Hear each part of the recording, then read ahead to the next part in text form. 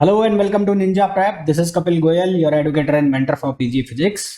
तो एक और प्रैक्टिस सेशन लेकर हाजिर हूँ आप लोगों के सामने, और आई होप जितने अभी तक भी हमने प्रैक्टिस सेशंस किए हैं वो आप लोगों को अच्छे से समझ आए होंगे। उनके सॉल्यूशंस भी आपको बहुत अच्छे से समझ आए होंगे। चलिए स्टार्ट करते हैं। तो पहला जो क्वेश्चन है उसके अंदर हमें बोला गया है the statistical definition of entropy. देखो बहुत ही सिंपल सा क्वेश्चन है, और ये जो इक्वेशन है ये क्लासिकल को, जो थर्मोडाइनमिक्स क्लासिकल अप्रोच को स्टैटिस्टिकल अप्रोच से भी कनेक्ट करती है। तो रिलेशन जो हमारे पास सही होगा वो होगा ये वाला, एस इक्वल्स टू के एल एन डब्ल्यू, जहां के जो होता है ये होता है बोल्ट्जमान कांस्टेंट, ये होता है बोल्ट्जमान कांस्टेंट। और ये वाला जो डब्ल्यू है इसको हम बोलते हैं थर्मोडायनेमिक प्रोबेबिलिटी, थर्मोडायनेमिक प्रोबेबिलिटी। ठीक है, तो आंसर जो हमारे पास आ जाएगा वो कौन सा आ जाएगा, डी आ जाएगा। नेक्स्ट क्वेश्चन पे आ जाओ। विच of the following can exchange in grand canonical. Grand canonical जो है उसका मतलब है ओपन सिस्टम। ग्रैंड कैनोनिकल का मीनिंग है open system.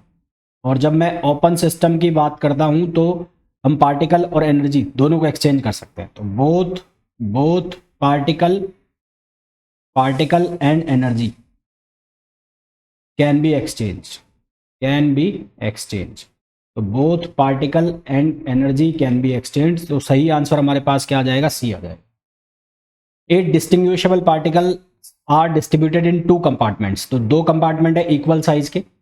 Most probable state में हमें माइक्रो स्टेट बतानी है। तो for most probable state, for most probable macro state, macro state, तो डिस्ट्रीब्यूशन जो होना चाहिए वो इवन डिस्ट्रीब्यूशन होना चाहिए। तो distribution distribution should be even, distribution should be even. Even का मतलब है कि 4 4, आई ई डिस्ट्रीब्यूशन ऐसे हो जाए 4 और 4 में। तो हमें माइक्रो स्टेट्स बतानी है। तो माइक्रो स्टेट्स किसके बराबर आ जाएगी, फैक्टोरियल 8 अपॉन ये हो जाएगा फैक्टोरियल 4 और फैक्टोरियल 4। इसको जब हम सॉल्व करेंगे तो आंसर आ जाएगा हमारे पास 70। कौन सा आंसर आ जाएगा, 70 आ जाएगा। Next question. Two masses m and 7m are attached to two ends of spring having spring constant k, find the period of oscillation. तो टाइम पीरियड ऑफ ऑसिलेशन का फॉर्मूला होता है 2 pi, T equals to 2 pi under root M upon K. ये होता है for single block, single mass. अब यहां पर 2 मास है तो यहां पर हम रिड्यूस मास का कंसेप्ट यूज करेंगे, रिड्यूस मास। तो रिड्यूस मास का क्या कंसेप्ट है, हम म्यू की वैल्यू निकालेंगे और वो किसके बराबर होगा, m1 m2 upon m1 plus m2। तो ये हो जाएगा m into 7m upon 8m। तो ये बन जाएगा 7m अपॉन 8। तो यहाँ टाइम पीरियड का फॉर्मूला जो है उसमें हम ये वैल्यू सब्सटीट्यूट कर देंगे। तो हमारे पास बनेगा 7m अपॉन 8k। अब ये 8 का हम रूट लेकर बाहर निकालेंगे तो ये हो जाएगा पाई, ये हो जाएगा 7m/2। तो आंसर जो हमारे पास आ जाएगा वो आ जाएगा ऑप्शन बी। नेक्स्ट क्वेश्चन पे आ जाइए। For a linear harmonic oscillator, उसके लिए पोटेंशियल की वैल्यू दी है के एक्स स्क्वायर। तो काइनेटिक एनर्जी की वैल्यू हम लिख लेते हैं हाफ के एक्स स्क्वायर। तो एल इक्वल्स टू होता है T minus V. Motion of equation जो हम लिखते हैं वो लिखते हैं डी अपॉन डी टी, ये होता है del L upon del X dot, और minus del L upon del X equals to 0। तो एक बार हम निकाल लेते हैं del L upon del X dot का मतलब हो गया ये एक्स डॉट आएगा यहाँ पर। तो इसको जब हम सॉल्व करेंगे तो ये बनेगा के एक्स डॉट, और इसका डबल डिफरेंशिएशन करोगे यानी कि D upon D T del L upon del X dot करोगे तो ये हो जाएगा के एक्स डबल डॉट। फिर आपको निकालना है del L upon del X. तो del L upon del X जब आप निकालोगे ये फॉर्मूला से, तो यहाँ से वैल्यू बनेगी -2kx। ये सारी वैल्यू उठाकर इस फॉर्मूला में सब्सटीट्यूट करनी है। तो आंसर हमारे पास बनेगा के x double dot, minus minus हो जाएगा प्लस, तो ये हो जाएगा 2kx इक्वल्स टू 0। आंसर हमारे पास जो आएगा ये m बनेगा, m के एक्स नहीं है, ये m बना है, यहाँ पर m लगाओ। तो यहाँ पर बनेगा m, तो यहाँ पर भी m लगा लो, m m, और यहाँ पर भी m आ जाएगा। तो ये बनेगा एम एक्स डॉट, ये हो जाएगा एम एक्स डबल डॉट, ये हो जाएगा एम एक्स डॉट। तो आंसर जो हमारे पास आ जाएगा वो आ जाएगा बी। नेक्स्ट क्वेश्चन पे आइए। Given the mass of particle is 3 times of its rest mass and C is the velocity of light, find the speed at which particle is moving. m की वैल्यू किसके बराबर है, 3m not. m को हम लिख सकते हैं m not upon 1 minus under root में है V square upon C square, ये बराबर हो गया 3m नॉट के। यहाँ से एम नॉट कैंसिल हो जाएगा, ये बन जाएगा 1 minus V square C square, ये हो जाएगा अंडर रूट में, और ये हो जाएगा 1/3। अब कर देंगे दोनों साइड स्क्वायर, तो ये हो जाएगा 1 minus V square upon C square equals to 1/9। तो V square upon C square equals to हो जाएगा 8/9। तो यहाँ से हम सॉल्व करेंगे तो ये बन जाएगा 2√3/3c। तो आंसर जो हमारे पास आ जाएगा वो आ जाएगा ऑप्शन ए। नेक्स्ट क्वेश्चन पे आ जाइए। A metre rod is moving towards the observer with speed of 0.6c। What is the observe length of this rod? तो सबसे पहले लॉरेंस ट्रांसफॉर्मेशन फैक्टर की वैल्यू निकाल लो, तो वो होता है 1 गामा। तो 1 gamma equals to 1 V square upon C square. तो v की वैल्यू हमें गिवन है 0.6c, तो gamma equals to 1/√1 minus 0.36 C square upon C square. तो सी स्क्वायर से सी स्क्वायर कैंसिल हो गया, तो यहाँ से गामा की वैल्यू हमारे पास ये 0.64 बचेगा, तो ये हो जाएगा 0.8, है ना। हमारे पास जो वैल्यू आ जाएगी 0.8 आ जाएगी। तो ये गामा की वैल्यू आ गई हमारे पास। अब गामा की जो वैल्यू है तो ये हो जाएगी 10/8, तो 10/8 का मतलब हो गया 1.25, ये गामा की वैल्यू आ गई। ऑब्जर्व्ड जो लेंथ होती है, ऑब्जर्व्ड लेंथ, ये क्या किसके बराबर होगी? L not upon gamma. L not क्या है? मीटर रॉड है, मीटर रॉड का मतलब हो गया 1, और गामा की वैल्यू होगी 1.25। तो आंसर हमारे पास आ जाएगा 0.8 मीटर, जो कि ऑप्शन हो जाएगा कौन सा? बी। नेक्स्ट क्वेश्चन पे आइए। The law wavelength corresponding to a maximum energy is inversely proportional to the absolute temperature of the black body is known as. तो इसको हम बोलते हैं वीन्स डिस्प्लेसमेंट लॉ। ठीक है, क्या बोला जाता है इसको? वीन्स डिस्प्लेसमेंट लॉ, जिसको हम ऐसा लिखते हैं लैम्डा मैक्स पी और बी, इसको हम वीन्स डिस्प्लेसमेंट लॉ बोलते हैं। नेक्स्ट क्वेश्चन पे आ जाइए। The operator P X E in quantum states. तो पी एक्स को तो हम क्वांटम में क्या लिखेंगे? Minus iota H cut del upon del X, तो ये तो हो जाएगा पी एक्स, और ई की वैल्यू को हम लिखेंगे iota del upon del T, iota H cut भी लगा लो यहाँ पर, iota H cut del upon del T. तो आंसर आ जाएगा हमारे पास T. Next question. The magnitude of de Broglie wavelength of electron, proton, neutron and alpha particle all having same energy of 1 mega electron volt will follow the sequence. तो हमारे पास lambda equals to H upon P, ये formula होता है, H upon ये हो जाएगा 2m ई। अब ई की वैल्यू सेम है, तो यहाँ से लैम्डा डिपेंड कर गया किसके ऊपर? मास के स्क्वायर रूट पर। तो सबसे ज़्यादा मास जो होगा वो होगा अल्फा पार्टिकल का, है ना। तो मास का ऑर्डर क्या होगा? अल्फा पार्टिकल, उसके बाद होगा न्यूट्रॉन, और उसके बाद होगा प्रोटॉन, और फिर सबसे कम मास होगा इलेक्ट्रॉन का। तो इसका मतलब इलेक्ट्रॉन की जो वेवलेंथ है वो सबसे ज़्यादा हो जाएगी, फिर उसके बाद किसकी होगी? प्रोटॉन की, फिर उससे बाद किसकी होगी? न्यूट्रॉन की, और सबसे कम वेवलेंथ किसकी होगी? अल्फा पार्टिकल की।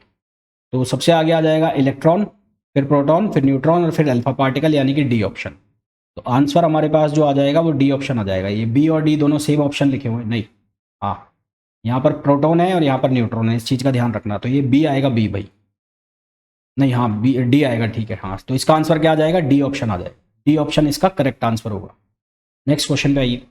For which of the following pair the uncertainty principle. देखो पोजीशन और मोमेंटम का तुम बनाते हो, delta P delta X greater than equals to H cut upon 2।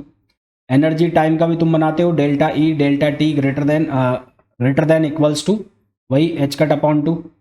फिर एंगुलर मोमेंटम एल और एंगल का भी तुम बनाते हो, L into del theta greater than equals to H cut upon 2।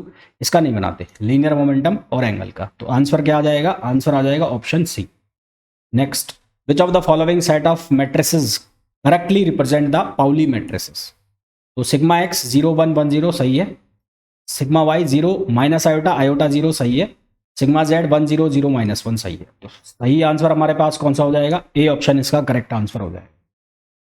Which of the following operator does not. देखो जो Hamiltonian operator में हम लिखते हैं इसको H cut equals to H cut omega, और इसको हम लिखते हैं ए डैगर ए प्लस 1/2, और ये ए डैगर ए को हम एन से भी लिखते हैं, एन का मतलब होता है नंबर ऑपरेटर, ये होता है नंबर ऑपरेटर।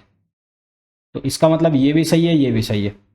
तो अगर ये A dagger A plus by two लिखा है तो ये माइनस नहीं आएगा, तो ये ऑप्शन नहीं होगा, तो ये गलत हो जाएगा। ठीक है, अगर यहाँ पर प्लस वाला लिखा है तो यहाँ पर भी माइनस वाला होगा ही नहीं, तो ये गलत लिखा हुआ है, तो सी ऑप्शन इसका गलत हो जाएगा। Next question, which of the following biasing circuit gives the best stability to the Q point of transistor. तो बेस्ट स्टेबिलिटी के लिए चार तरह की बाइसिंग हम करते हैं, जिसमें सबसे बेस्ट टाइप की बाइसिंग हमें जो मिलती है वो मिलती है वोल्टेज डिवाइडर बाइसिंग। तो आंसर क्या आ जाएगा, voltage divider biasing, which is option D.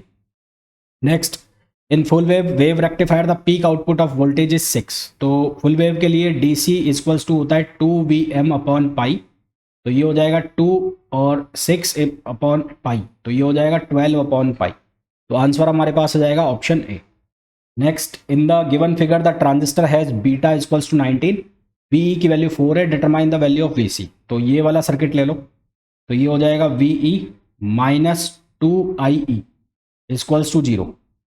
तो यहाँ से आई ई की वैल्यू निकाल लो, तो वी ई जो है उसकी वैल्यू है 4, तो ये हो जाएगा 4/2, तो ये आ जाएगा 2 आंसर आ गया। आई बी को यहाँ पर नेगलेक्ट करना है, तो आई बी नेगलेक्ट है, तो आई ई लमसम इक्वल हो जाएगा आई सी के। बी ए वाला सर्किट ले लो, तो ये वाला सर्किट लोगे तो यहाँ बनेगा 12 माइनस 2IC और minus V C equals to 0। तो आई सी की वैल्यू 2 आ गई है, तो 12 minus 4 equals to we C, तो यहाँ से वी सी की वैल्यू आ जाएगी 8। आंसर आ जाएगा हमारे पास 8 वोल्ट। नेक्स्ट क्वेश्चन पाओ, the diode shown in the figure has I V characteristic. तो हम फॉरवर्ड बायसिंग में लेते हैं डायोड को, तो consider it in forward biasing.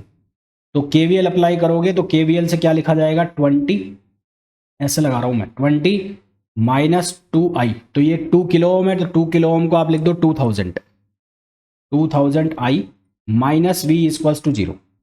We की वैल्यू यहाँ से निकालो, तो I equals to V minus 0.75 upon 500, तो यहाँ से हो जाएगा ये 500I प्लस 0.75 इंटू वी। तो ये वैल्यू मैं यहाँ रख दूंगा, इसको कंसिडर कर लो forward biasing. Let forward biasing FB का मतलब है forward biasing. 20 minus 2000I minus ये हो जाएगा 500I माइनस 0.75 इक्वल्स टू 0। तो यहाँ से सॉल्व करेंगे तो I की वैल्यू हमारे पास आएगी 7.7 मिली एम्पियर, जो कि ऑप्शन हो जाएगा डी। तो करेक्ट आंसर हमारे पास क्या आ जाएगा, डी आ जाएगा। How many degree of freedom a rigid body moving freely in space possess. अब फ्रीली मूविंग बॉडी है, रिजिड बॉडी है और स्पेस के अंदर है, तो उसकी डिग्री ऑफ फ्रीडम 6 होते हैं। कितने होते हैं, 6। What is the ratio of interplanar distance 011। तो हमारे पास जो फॉर्मूला होता है HKL A upon under root H square plus K square plus L square. तो पहले निकाल लो D001 के लिए, 011 के लिए, तो 011 के लिए निकालोगे तो ये आएगा A अपॉन रूट 2। फिर निकाल लो D112 के लिए, तो ये आ जाएगा A अपॉन रूट 6। अब इनका रेशो निकाल लो, तो D011 अपॉन D112, तो ये बन जाएगा A अपॉन रूट 2 और ये हो जाएगा A अपॉन रूट 6। आंसर आ जाएगा हमारा √3:1। आंसर आ जाएगा option B. The susceptibility of diamagnetism substance. तो डाईमैग्नेटिक सब्सटेंस की सस्पेक्टेबिलिटी होती है नेगेटिव। ठीक है, क्या होती है, negative. Which of the following equation is best describe the Meissner effect. तो मीजनर इफेक्ट होता है सुपर कंडक्टिंग स्टेट में, सुपर कंडक्टिंग मटेरियल में। तो ये क्या कंडीशन होती है, जब एक्सटर्नल मैग्नेटिक फील्ड एग्जिस्ट कर रहा हो, एक्सटर्नल मैग्नेटिक फील्ड, और टेम्परेचर जो है वो नीचे चला जाए कंडेंसेशन टेम्परेचर से। यानी कि हमारे पास जो सही आंसर आ जाएगा वो क्या आ जाएगा, सी आ जाएगा। Next, reciprocal lattice of FCC। तो FCC का रेसिप्रोकल लैटिस जो होता है वो होता है BCC, और BCC का जो रेसिप्रोकल लैटिस होता है वो होता है FCC। तो FCC का BCC और BCC का FCC, तो BCC और FCC यानी कि A answer. Next, packing fraction, diamond का पैकिंग फ्रैक्शन होता है 0.34 और इसका कोऑर्डिनेशन नंबर होता है 4। तो आंसर आज बोला है radius of first orbit in hydrogen atom. तो रेडियस का जो फॉर्मूला है वो हम लिखते हैं 0.529 n² अपॉन Z। तो हाइड्रोजन एटम के लिए फर्स्ट ऑर्बिट में तो RH2 इक्वल्स टू ये 0.529, और फर्स्ट ऑर्बिट में तो ये 1 का स्क्वायर हो जाएगा और हाइड्रोजन के लिए 1, और इसी तरह से RHE के लिए हम लिख लेंगे 0.529 और यहाँ पर भी फर्स्ट ऑर्बिट में निकालना है और इसका जो एटॉमिक नंबर है वो हो गया 2। तो आप डिवाइड कर दो RH2 डिवाइड बाय RHE, तो 0.529 डिवाइड बाय 0.529 और ये 2 ऊपर चला जाएगा ये वाला, तो ये कट गया। अब RH2 आपको दे रखा है 0.05, तो 0.05 RHE इक्वल्स टू 2, तो RHE equals to 0.05 upon 2। Answer आ जाएगा हमारे पास 0.025 nm। आंसर क्या आ जाएगा? ऑप्शन बी हमारे पास इसका करेक्ट आंसर होगा। Next, which of the following act as quenching gas in Geiger Muller counter. तो क्वेंचिंग गैस की तरह कौन एक्ट करता है? तो आर्गन गैस जो है क्वेंचिंग गैस की तरह एक्ट करती है। ये क्वेंचिंग गैस क्या करती है? ये प्रिवेंट करती है कंटिन्यूअस आयोनाइजेशन को और मेंटेन करती है डिटेक्टर की जो सेंसिटिविटी है उसको, है ना। तो इट प्रिवेंट्स continuous ionization